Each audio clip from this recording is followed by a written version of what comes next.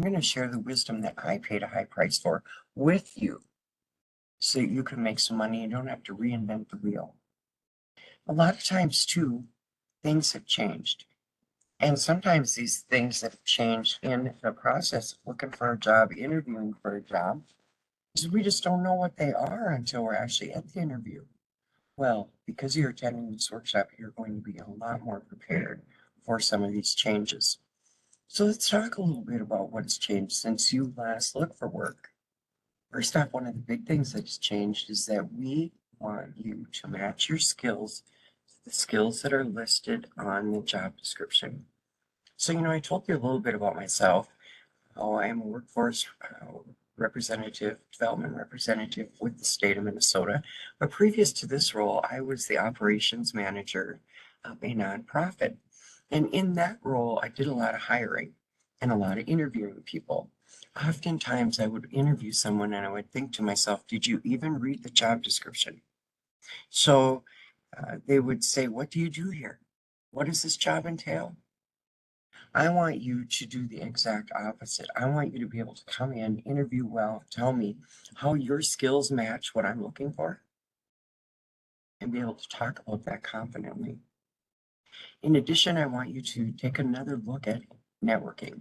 So, networking, one of the ways that it has changed drastically is when you add the social media piece into it. So, networking is still online, still in person, but it's online as well. Please make sure that your social media is appropriate. In addition to that, we talked just briefly about we're going to discuss momentum. Boy, I have found that with networking, that's probably the quickest skill to go out the window because when you are looking for a job, it's easy to get discouraged.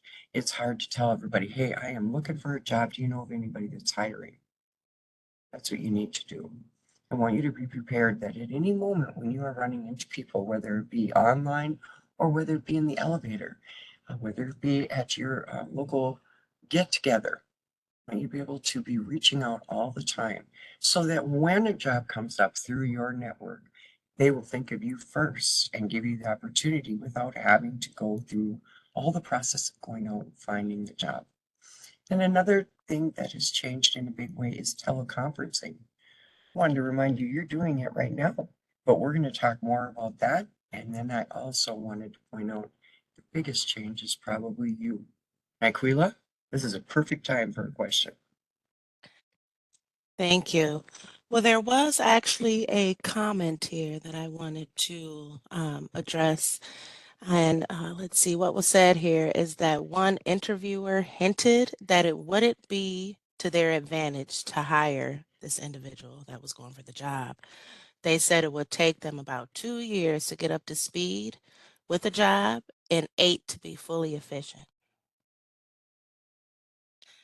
Interesting. Well, I would look at that comment or those comments as kind of a jewel that has just given you a little bit of insight to look into what the employer is actually saying to you. No, age discrimination is illegal, but it happens all the time.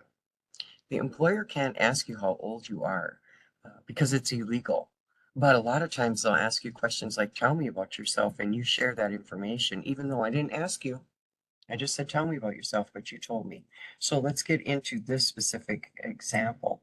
I would say that the interviewer was sharing something with you that the proper response would be, okay, so you're telling me it's going to take 2 years of training, and in addition to that, about 8 years to be up to speed. Well, fortunately for you, I absolutely love to learn. 2 years of training is not intimidating to me at all. As a matter of fact, because I love to learn, I will be very aggressive at taking a look at the curriculum. In addition to that, I'm going to be assertive at getting it done and completed in a timely manner. But I also wanted to let you know, sure that you're concerned because I am a little bit older. You can obviously tell I'm not 20 years old. I'm sure you're thinking 8 years, where do you plan on being? Well, the truth is that if you put the time and effort into me, I see myself 8 years from now being employed with you. In addition to that, I see myself not only being wiser by learning this job, but also sharing some of my wisdom back. And I believe we can make a lot of money together. In turn, I'll make some money too.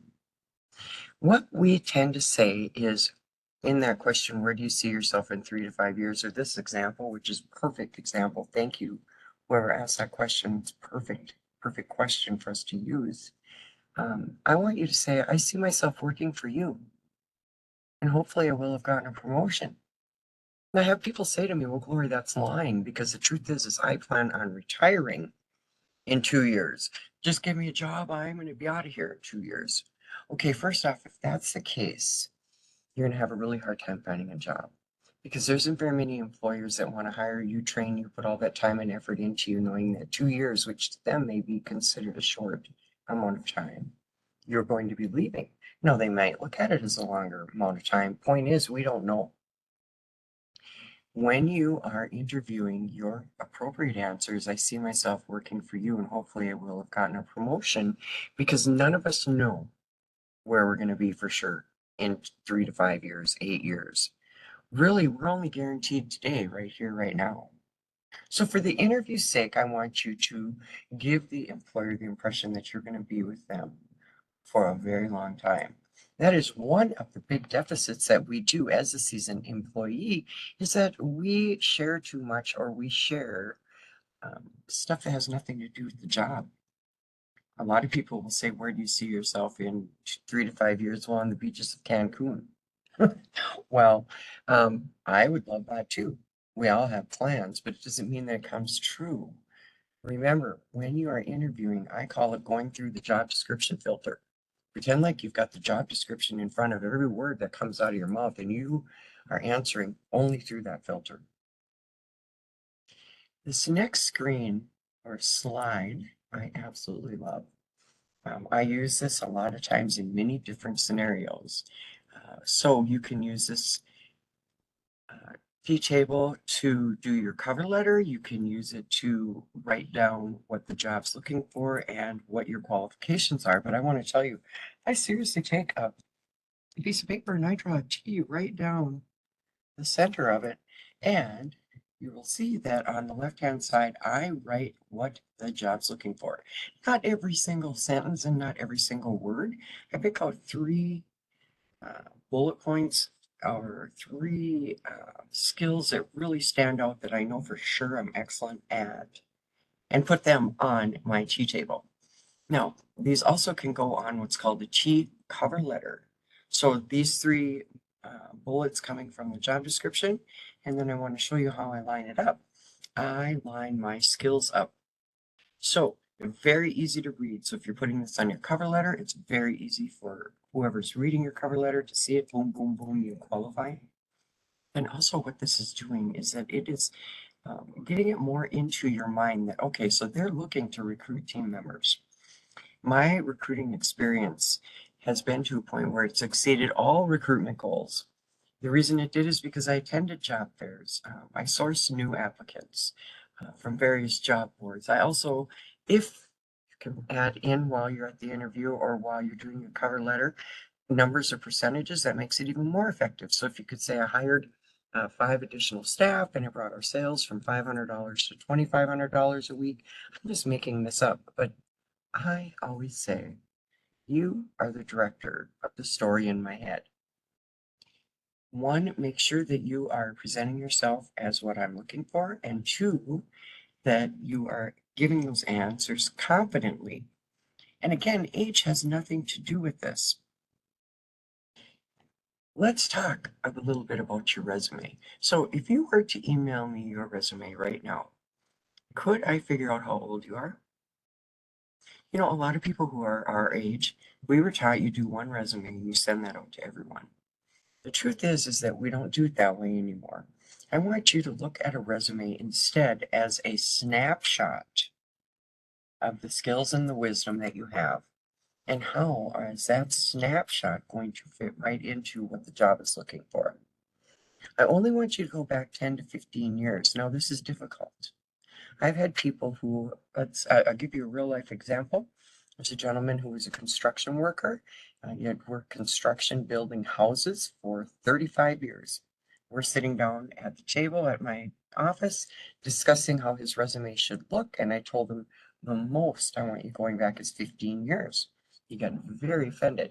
He said, look, I've worked 35 years in construction. You're telling me I can only put 15 years on my resume? Yeah, exactly. That's what I'm telling you. One, it's a snapshot. Two, let's say if you do have 35 years on your resume, age discrimination is illegal, but don't you think I can figure out how old you possibly are or where your age range may be? And aren't you giving me the opportunity to decide, well, I don't know if I want to hire a young person or an older person, but this person's older, so I'm not going to even interview them. That's why it's important to only go back at the most 15 years. Nyquila, great time for a question again.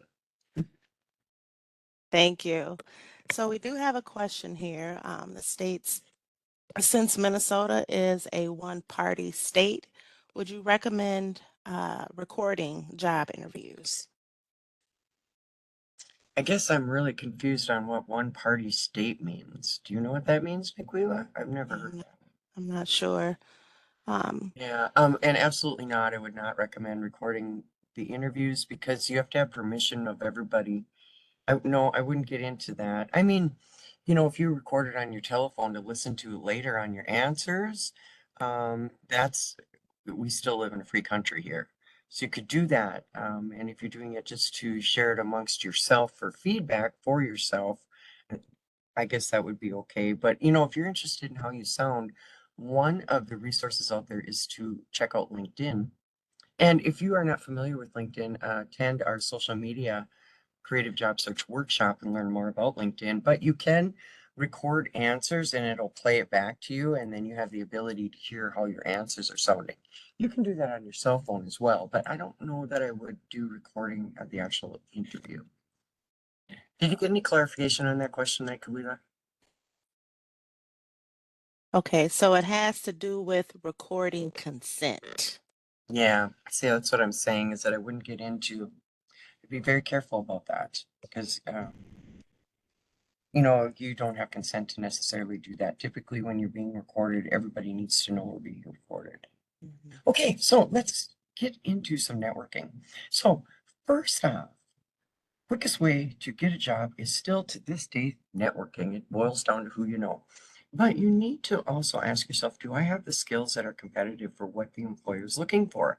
Now, let's say that you want to brush up on maybe your computer skills, or maybe you want to get a certificate in Excel, or you want to learn how to use Outlook through your email. Reach out to us because in every area throughout the state of Minnesota and our career forces, we have resources that you may be able to attend a class and make those skills competitive. I also want you to ask yourself, why do you want this job? We are taught as interviewers to ask what are called open-ended questions.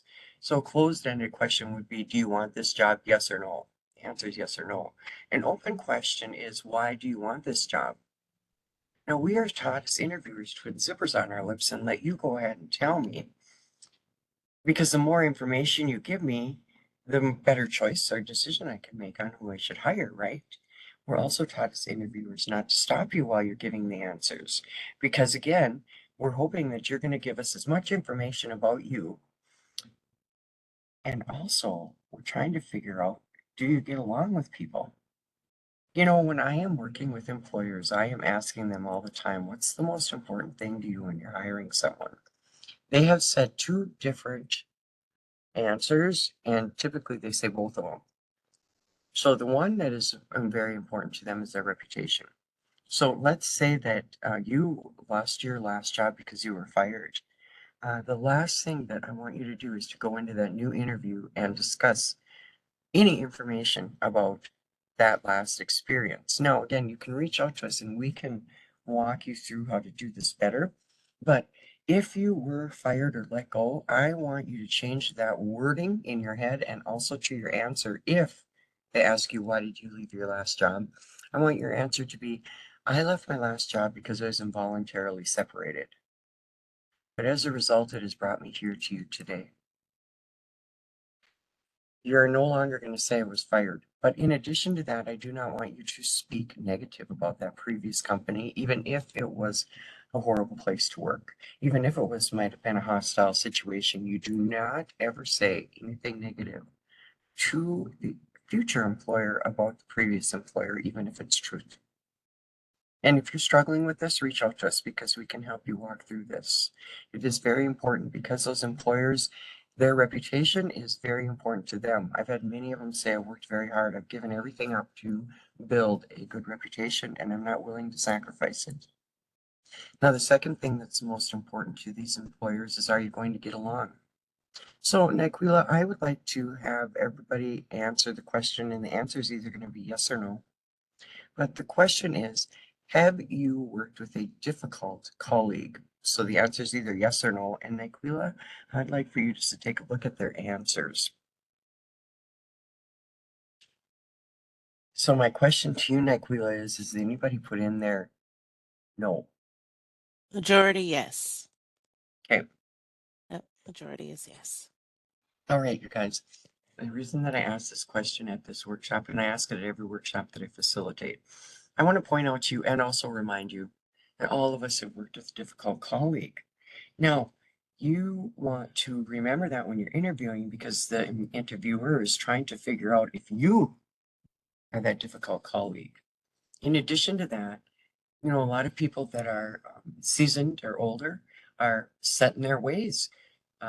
You will say things to me when I'm doing a mock interview with you. Well, that's not the way I was taught, or that's not the way I do it, or that's not in my job description, or what do you care if the employer is asking you to do it a certain way?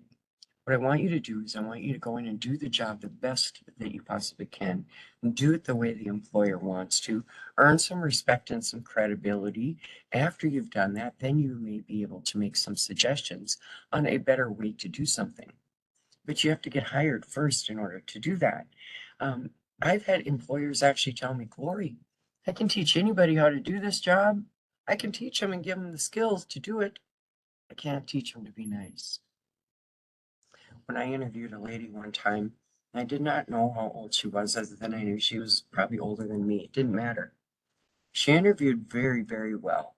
She convinced me she was the best person for the job, and I hired her because I didn't care about her age. Uh, she convinced me she was the best person for the job. When she filled out her hiring paperwork after we'd hired her, I discovered she was 74 years old. I thought, I thought, I had one of the other work colleagues come out and say, Glory, did you hire her because you felt sorry for her? Like, what are you talking about? Felt sorry for her? Well, you know, because she's older. I said, absolutely not. I hired her because she convinced me she's the best person for the job. Do you know she's still working there to this day? So my point out of this is that age doesn't have anything to do with it. What it has everything to do with, can you get along with people and are you willing to learn? Are you willing to do the job the way the employer is asking you to do it? Or are you going to go in and you're going to tell them the way it should be done? Again, it depends on what role you're being hired for, but I want you to be very aware of that. Let's talk a little bit about another thing that's changed is teleconferencing. First off, you're doing teleconferencing right now just by writing in the chat. You know, one of the reasons that we have your cameras disabled is because it affects sometimes the signal. But what we do offer at the Career Force is doing a mock interview. And if you don't have equipment, you can come to our local Career Force and use our equipment. So let's say someone calls you and they want you to do an interview, but they want to do it virtually. Instead of panicking to the person who's on the phone trying to set up the interview with you, say, oh, great, I would love to come in and interview with ABC Supply. What types of things would I need? Well, we're going to send you a link through your email. So you're going to want to accept that link. And then on the day of the interview, you're going to want to hit a called join the meeting. Now you're sitting there going, good Lord, I don't even know what you're talking about. Well, this is a situation where you just say, okay, I'll be happy to do that. And I will look for that email. Get off the phone and call us. Say, Glory, they just called me for an interview. They want me to do virtually. I don't have the equipment. Come on down to the Career Force. One, what we're going to do is we are going to let you use our equipment. We're also going to do a mock interview with you if you want. I am going to talk to you about your background, making sure that it is set up appropriately. I just did a mock interview just yesterday where the gentleman had in his background a shelf that was loaded with a bunch of his kids' video games. He didn't pay attention to that. You know how sometimes we have things in plain sight we're not looking at or paying attention to. Well, he moved those video games and put some books up there instead that were highly intelligent topics, and it just presented better. But he wouldn't have thought about that. So we help you with setting up your background. We also help you with setting up your lighting. You know, I told you I'm coming to you from beautiful Duluth today. I just moved to a new office, and behind me is this big, beautiful window that I have. But a lot of times it'll have the sun will be shining right in, and what it does when I'm on camera is it'll wash me out. Or it might be gloomy out, and instead it presents a real dark feeling. The lighting isn't right. And so what happens then, employers have told me or told us for feedback that it gives the implication that you're trying to hide something if you don't have good lighting. Interesting, huh? Dress as you would face to face. This is still considered a face to face interview, even though it is virtually. There is something that happens to our psyche that when we are dressed and fully dressed, we tend to interview better. I can't give you the explanation to that, but it is what we highly recommend. In addition to that, you want to make sure that you're carrying good eye contact and that you smile. Present yourself as being friendly because you are. You are pleasant to work with and you get along well with others. I want to also point out too that if I were to do the workshop this way, where I wasn't looking at you at all, it feels a lot different than if I'm carrying good eye contact with you. In addition to that, the reason I can carry good eye contact with you is because I know where the camera is located on my computer. Some of those things are like, well, really, Glory, duh. But the thing is that we tend to take a lot of that for granted. I want to also make sure that your audio is good. Boy, there's nothing worse than if you're talking and you're only hearing every other word. It can make a big difference when you're in the interview process. And then I also want you to have a backup phone number handy. Now, let me tell you how this works. I really had this really happen. So I had a gentleman come in, he used our equipment. He was going to do a virtual interview. Him and I had practiced doing the mock interview. We had his room set up, lighting set up, audio, everything's great. In the middle of the interview, lo and behold, the internet went down. This kind of stuff happens. I had coached him ahead of time to make sure to answer that backup phone number. He did. He came rushing out of the interview room, panicked. And he's like, Glory, Glory, what do I do? I said, first off, you're going to take a deep breath. Second off, I want you to realize this stuff happens all the time. I want you to go back in there, use that backup phone number that you can call to tell them what has happened, that the internet has gone down. And I want you to show them that you are excellent at handling conflict and that you can resolve this very quickly and stay in a peaceful manner on how you're dealing with it. Do you know that he did that and he got hired? Now, it might not be specifically for that, but however, he heard those coveted words. We want to offer you a position. Nyquila, you just keep on coming in right at the perfect time for these questions. Yes, there was one that actually came up about networking that I wanted to. Okay.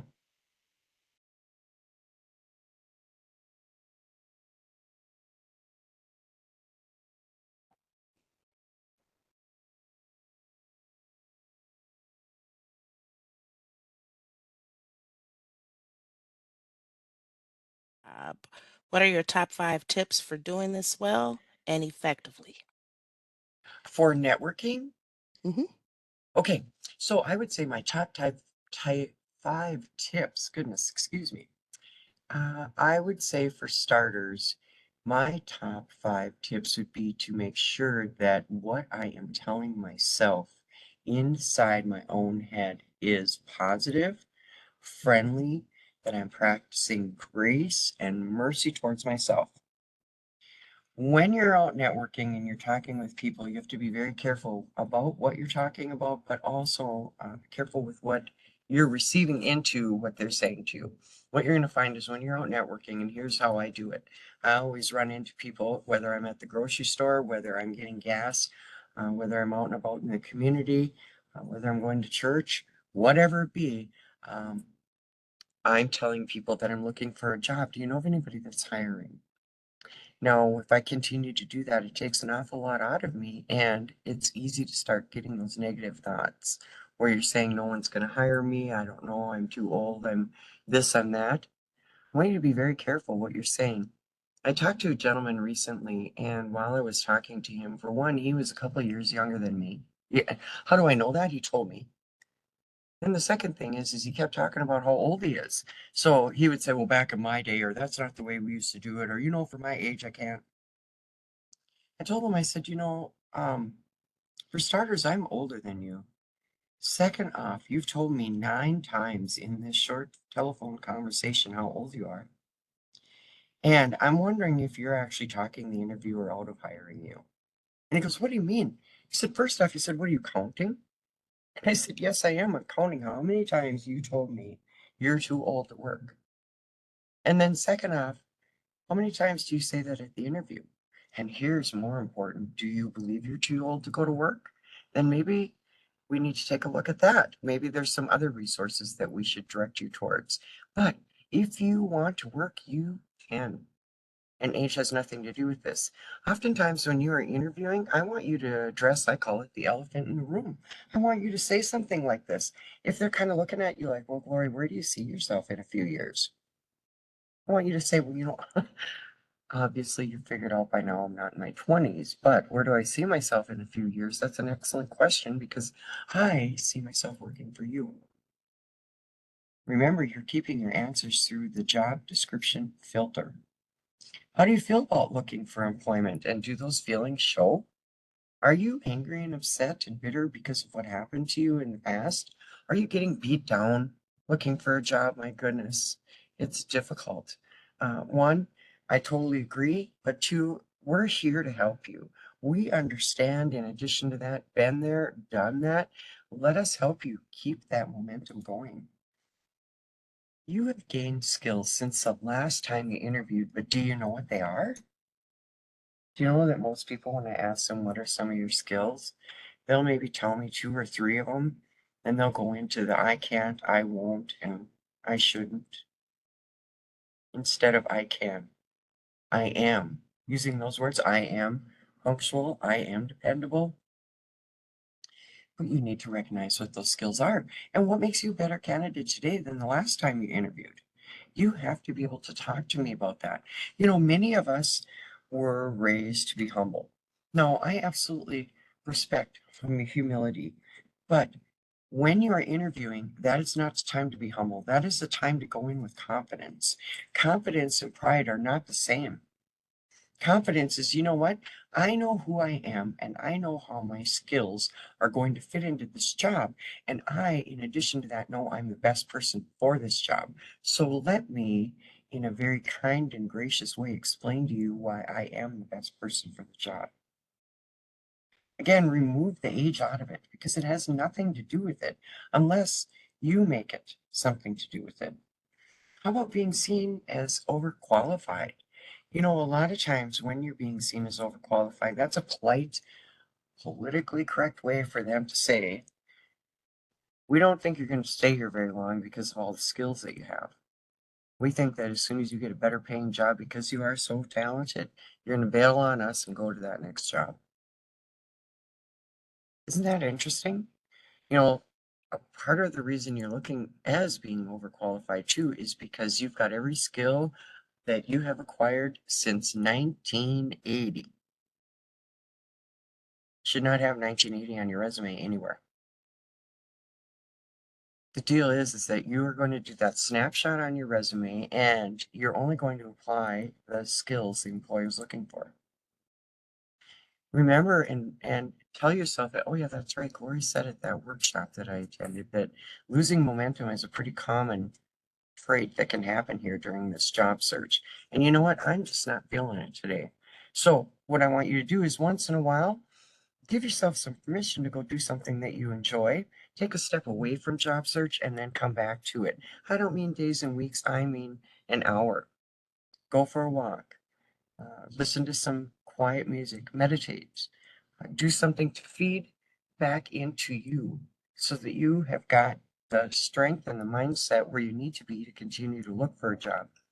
If you're talking negative, whether it be to yourself or whether you're saying negative things to other people or whether you are allowing people to say negative things to you, like you're too old to work, Oh, nobody's going to hire you because of your age. Oh, nobody's hiring. Please stop. Stop and reach out to us. Let us help you. Another thing is, are you updating your skills? If you want to take a class, let me know. Reach out to your local career force. We can see if you qualify to have that class paid for. All we can do is say no. Let's talk a little bit about being seen as overqualified. So you listed too many accomplishments or unrelated accomplishments. I'm going to give you a real life example on this one before I go any further. So when I was a hiring manager, what ended up happening was I had a gentleman who applied for a retail position. That's what we were hiring for. But according to his resume, he could do everything under the sun with a forklift. I mean, good grief, he was talented with a forklift. We didn't own a forklift. Now, I was told by the company, Gloria, you can only interview 3 people, so you need to narrow it down to 3 people, even though you have 50 applicants. Want to remind you, there is no such thing as that going on right now in our economy. There is not 50 applicants for one job. Instead, what's going on is employers need your help. They can't find people to work, so let's use that to our advantage as well. Getting back to my story, I never interviewed this gentleman because we didn't own a forklift. And I assumed as a hiring manager, you have to do that. You have to do some assuming to narrow it down to 3 people. I assumed that probably forklift driver gets paid more than my little retail position. And if I do hire this person, if he gets a forklift driver job offer, he's going to bail on me and go with them because they probably get paid way more money. We all work for money. Well, maybe the guy's sick of being on a forklift. He never wants to sit on one again, but his resume never portrayed that. So are you listing too many accomplishments that don't even relate to the job? Are you the forklift driver? How do you talk?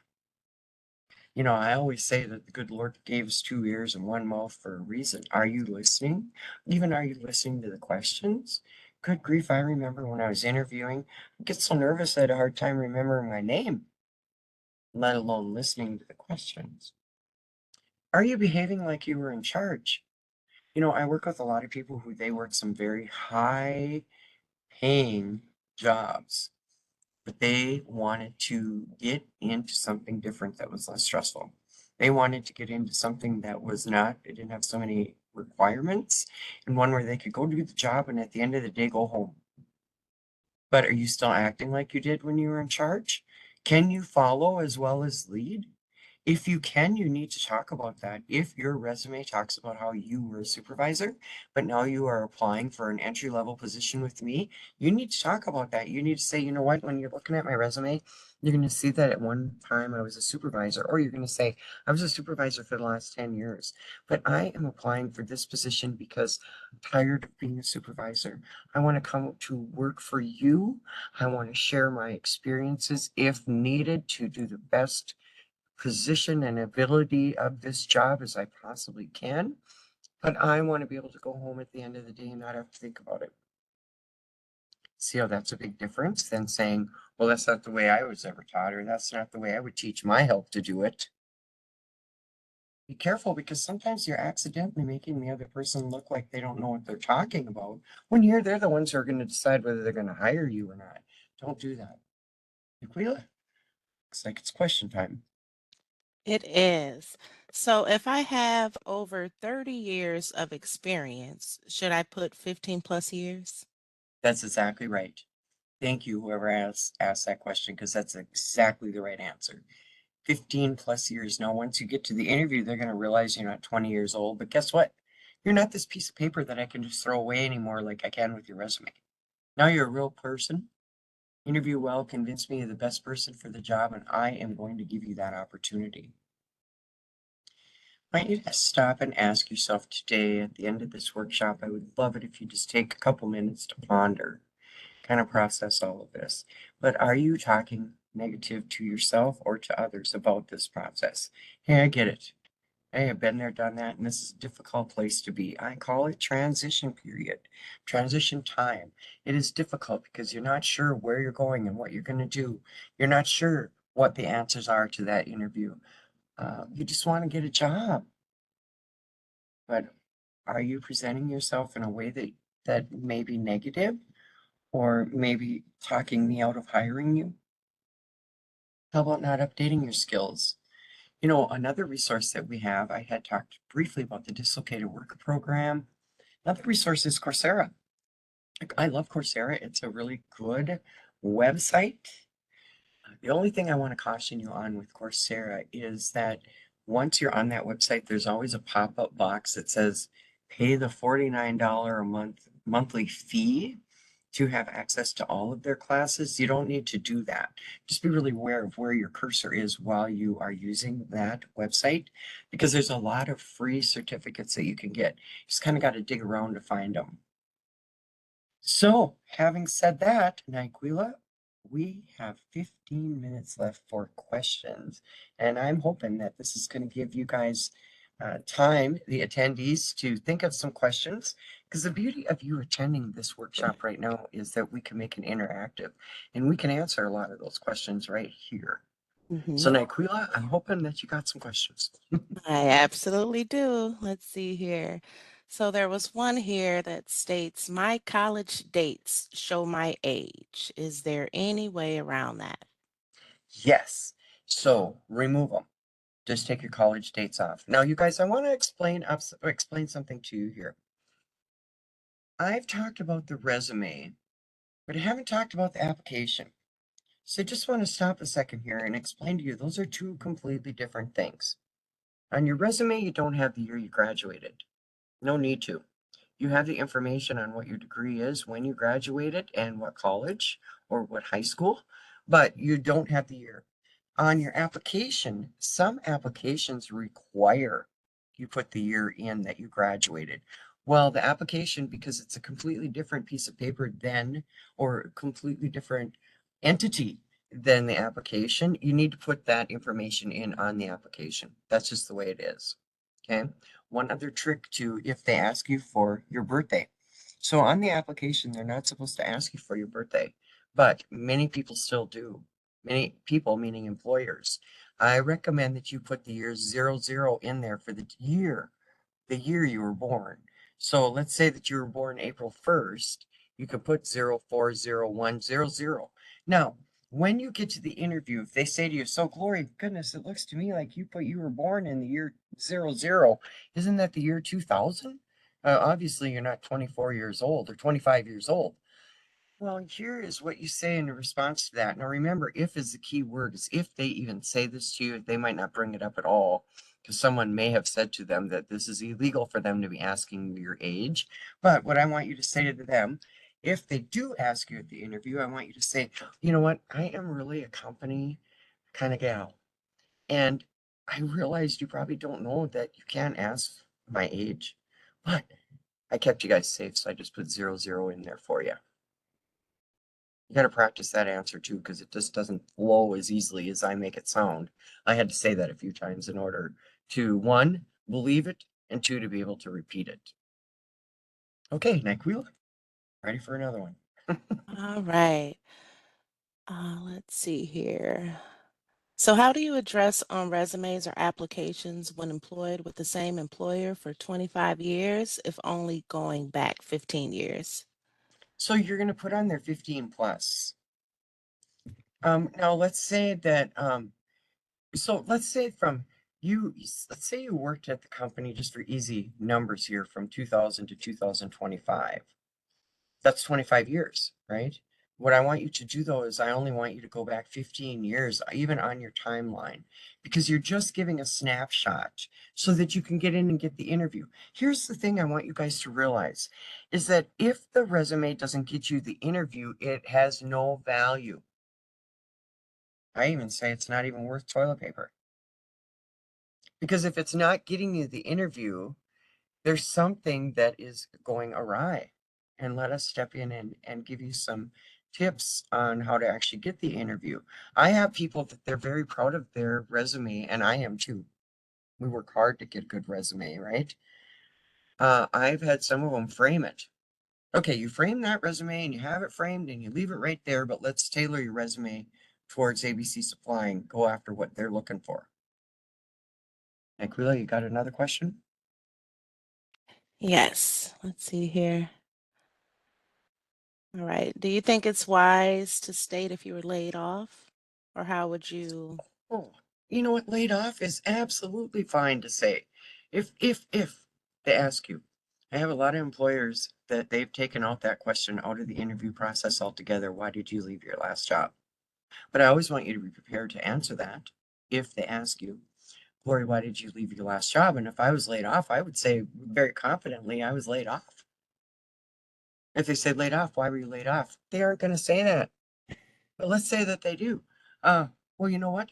I not real sure. The job or the company was doing some restructuring, and as a result, I was laid off. Leave it at that. Okay.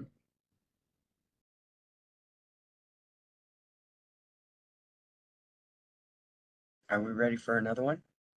Yeah, yep. Okay. Let's see here. So I've heard everyone, even men, should wear a little bit of makeup during a virtual interview. What are your thoughts on that? Well, now that's new to me, but here's what I say. We live in a free country. You can do what you want, as long as it's not illegal, and that is certainly not illegal. But what I would do is I also would present yourself the way you want, and then let us do a mock interview with you and give you some feedback too. You know, when we're giving you feedback, I was thinking this morning as I was getting dressed. So I don't know if you can see this shirt that I got on underneath, but it's really wild. I love this shirt. I love it, love it, love it. Would never wear it for an interview. I wore it purposely today to use it for example on what not to wear. You don't want the person during the virtual interview paying more attention to what you've got on as opposed to paying attention to what you're speaking and paying attention to you. If you've got too much makeup on, whether you're a woman or a man, uh, it could be distracting. I even tell people that don't be wearing big hoops, big jewelry, great big scarf, nice big hat. I love all that stuff, but that's wearing it at the interview is not the time. So again, I would reach out to us and let us give you critique you a little bit on how you're presenting yourself, because that's what matters is how are you presenting yourself while at the interview. All right. And should we no longer include, well, kind of already touched on the college information in the education session. Let's see here. Okay, so what about employers that have veteran hiring preferences? But I finished the military service in 1998. Should I include it for the hiring preference or not include it as to not reveal my age? So first off, bless you for serving. Thank you for your service. Second off, I want you to reach out to our veterans rep because they can give you the most excellent answer on that. I believe that you should always use veterans preference. But because I'm not a veteran, I'm not 100% sure if you are required to put your years of service. But our veterans rep would know that. So again, at the end of this workshop, I want you to reach out to the local career force and ask, hey, who's my vet rep in my area? I want to get a hold of that person and ask them some more questions. All right, let's see here. Now, in a recent panel virtual interview, I, the interviewee, was the only participant with my camera on. It was very distracting. Any suggestions for how to handle this? Boy, I tell you what, that is part of the tactics of the interview. So there is no magic to this. You don't have control over what the interviewers are doing, whether they turn the camera on or off, whether they use their microphone. We've had interviewees in the past who've said that, yeah, they didn't have their cameras on, but they all had their microphones on and they were all chattering amongst themselves. You could hear people in the background. Whatever it is, you don't have control over, and really none of your business. You're still presenting as you're the best person for the position. And what I do a lot of times, I'm speaking to you right now, and none of your cameras are on. And occasionally I get to see Miss Beautiful Naquila, but usually her camera isn't even on. I just look at the camera. So I really hope that I'm speaking to you and that you feel that I really am, because I am. And that's the best way to interview as well. It's just, hey, I know you're there. I know you can hear me. And I'm going to talk to you about why I am the best person for this job. How would you answer any application questions that address how you feel about the hourly pay. Ooh, boy, that's a really good question. So, Naquila, I would like to have you put in the chat the Career One Stop. So, and then also I'm going to have you put in Career Force MN. You can check both of those websites and find out what the pay range is for the company. So I'm just making up this company again. Let's say you want to work with ABC Supply. You want to find out what their pay range is.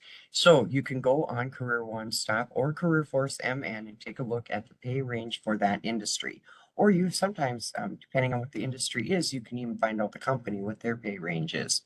When they're drilling down on you, what is your expected pay when you're filling out the application? The beauty of it is that because you've done just a little bit of this research, it'll take you 2, maybe 3 minutes. You'll have an idea of what their pay is. But then also what I want you to do is, let's say, and I again am making up these numbers.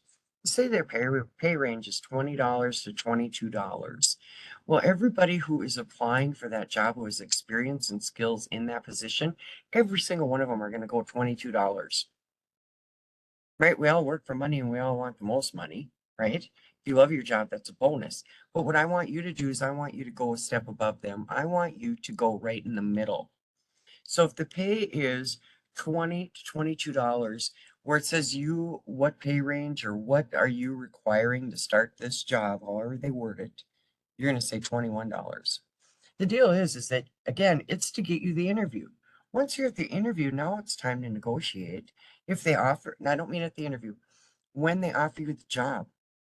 So they come to you and say, Gloria, we'd like for you to come to work for us, and we noticed that you'd be willing to start at 21 bucks an hour. I'd say, yeah, you know what? First off, thank you. Thank you for this opportunity. I'm so excited to come work for you. Um, I know that I had said my starting wage is 21, and I'm more than happy to start at that. I wanted to let you know if you have any idea about your pay structure. Let them explain it to you. Or let's say they say pay structure. We don't have that. We're a small company. Then I want you to challenge them a little bit and say, I'm willing to start at $21 an hour, but I wanted to know if you would consider taking a second look and giving me a performance evaluation at 90 days. And after 90 days, would you ever consider giving me a raise? So again, we can teach you how to do this if you're not familiar with negotiating, but there are ways to get the job, start at a decent wage, but set yourself up for future raises. Now, some positions like the state of Minnesota, which Nyquila, I want you to put that in the chat real quick, the mn.gov/MMB careers website. Come to work with us. Come to work with us. We don't care how old you are. We just want to know if you can do the job. And again, when you're applying for the state, reach out to us because we've got some tips to apply. But take a look at the positions that we have. But when you are applying for the state, we can also do that mock interview and walk you through some of the different ways to actually get the job. And at the end of the day, that's what is the most coveted, is to hear those words. We want to offer you a position. Aquila, I think we have time for one more question. All right. So I have ADHD. It is a disability, but I do my best not to use that to lean on. But if the application asks if you have a disability, what should you say? Boy, that's a great question. You know, I really struggle with this one because I guess the first question I always ask when I'm filling out an application that's asking if I have a disability, then they have all these disabilities listed and they want you just to start checking them off. I ask, why are you asking me that? And then second off, they kind of give the implication that you're going to get the job if you have a disability. So to get a really good answer for that, you can also reach out, if you want to go in more depth, reach out to a vocational rehabilitation representative through the career force. They can give you even a more detailed answer, but my answer to that is it's none of their business. So if they ask if I have a disability, I put no. Once I am hired, and I need some accommodations. Now, um, they have to provide those accommodations. And in addition, they don't have to necessarily pay for them because there are services out there through the career force that will pay for those accommodations through the vocational rehabilitation services. And when I say could or may, But however, if they ask me if I have a disability, I check no.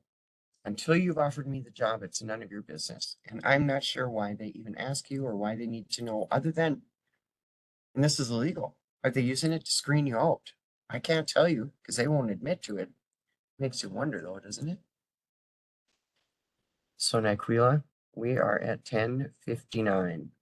So I want everybody to know, you guys, that I know we probably haven't gone through all of the questions, but we do print off the chat and read it. Please reach out to your local career force. If there's some questions that are really, really pressing, you may hear from one of us. Otherwise, you're the one who's driving the car. So reach out to the career force, to us, and let us know how we may help you. A lot of times, the only reason that you're not getting the job is because you don't believe you can get it, because you believe you're too old. Here to remind you that's a lie. We need you. We need your help. We need your wisdom. And come on out and work with us. Let's rub elves together. All right. Blessings to you. Bye. Thank you, Niquila.